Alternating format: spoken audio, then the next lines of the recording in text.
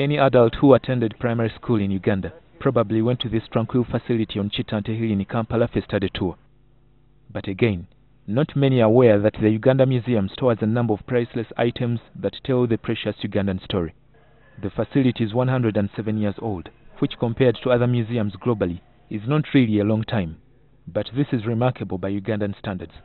Across the world, some museums were set up as far back as the 16th century.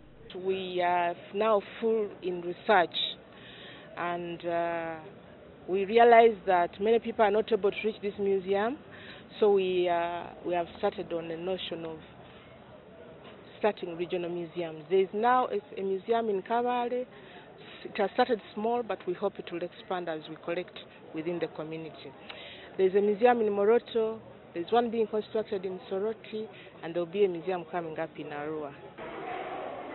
Even with its modest exhibition, there are some ancient items here that put the Uganda Museum in its own league. Ugandapithecus, a fossil of an ape aged between 19 and 20 million years old, was found in 2011 by a team of Ugandan and French researchers. This treasure, now lying in the Uganda Museum, has certainly put the country on the scientific map. Scientists are still studying this fossil of a young adult male with a view to understanding the evolution and heritage of man in this region. It brings a lot of inquisitiveness because we've been dating these things and saying none of these primates or these walking animals, some animals have lived up to around that date. So when you find this discovery, it brings the science back, and it even brings a lot of questions to other scientists to come and find out, is it true? Then even changes the storyline of the world where we used to say these things have lived for 10 million years. Now we are talking of something that has been found and has been living for, it lived 17 million years back. This kind of research does not come easy. Every excavation we do, you find the whole team encompasses something between 10 to 15 US dollars, 15,000 US dollars. The item collectors cannot do their work effectively without adequate funding. Besides the scientific items here, the museum gets others as donations while management has to buy some more, especially those that carry national esteem and honor. If the museum fails to secure these items, they end up in the custody of individuals or private museums. And more of these are coming up in Uganda. These other museums, like the private, the community museums, the individual museums, can affiliate to the National Museum so that their establishment, their management, and their promotion are controlled and coordinated by a central body, which would be the National Museum. Marketing a museum to Ugandans is tough work.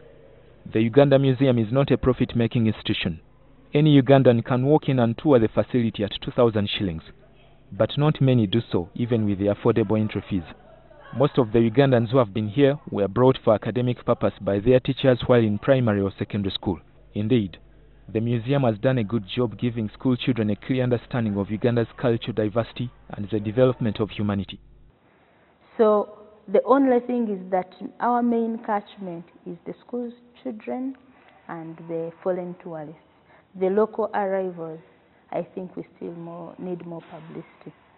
The museum recently acquired the cars that were used by Uganda's past leaders like British colonial Governor Andrew Cohen, former Presidents Milton Obote and Idi Amin. President Yoweri Museveni's first official car that he used from 1986 when he took power until the late 1980s is also exhibited here. The museum is also collecting items to tell Uganda's oil journey, since oil and gas are the newest potential for Uganda's economy. A number of prehistoric artworks have also been discovered in Uganda that can boost the country's tourism. These include Bududa Rock, the rock art of Karamoja in Matheniko Game Reserve, Nyero rock paintings, and many more.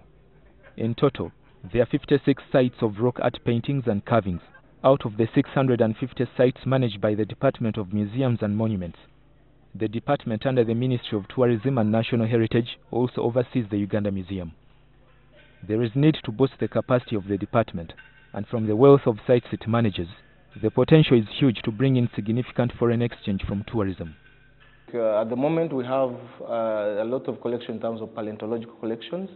We do a lot of excavations in northeastern Uganda, which is Karamoja area. We have sites in Moroto. We have sites in other areas like Mount Elgon, Bukwa.